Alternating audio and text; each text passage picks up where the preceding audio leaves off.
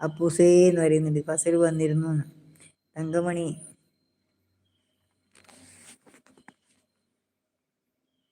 ഞാനൊരു കറുമ്പനാന്ന് അമ്മൂമ്മയെന്നുള്ളതിയാ. അത് ശരി. കറുമ്പനായ എന്താ വെളുമ്പനായ എന്താ?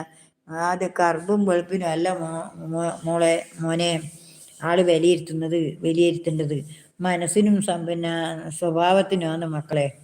നമ്മൾ വിലയിരുത്തേണ്ടത് അവരെ മനസ്സ് എങ്ങനെയുണ്ടെന്നും അവരെ സ്വഭാവം എങ്ങനെയുണ്ടെന്നുള്ളതാണ് ആദ്യം അറിയേണ്ടത് കേട്ടാ.